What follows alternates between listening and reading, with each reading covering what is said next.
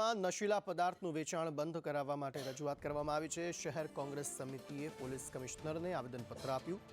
સુરત શહેરમાં ગુનાનું પ્રમાણ વધ્યું છે। દેશી વિદેશી તેમજ નશીલા પદાર્થનું ખૂબ મોટું રેકેટ ચાલી રહ્યું છે।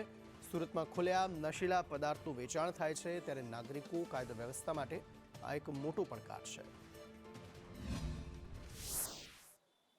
સુરતની અંદર પાછલા દિવસોમાં તમે જાણો છો કે ગુનાખોરીનું એટલું મોટું પ્રમાણ વધી ગયું છે કે જેના લીધે બાળકો અસુરક્ષિત છે, મહિલા અસુરક્ષિત છે, સામાન્ય નાગરિક ભયમાં જીવી રહ્યો છે, જ્યાં કાયદાનું શાસન નથી।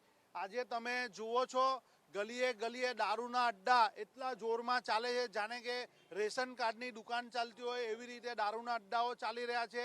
આજે આદર્શ કાયદા વ્યવસ્થા સુરત શહેરની અંદર પડી ભાંગી છે।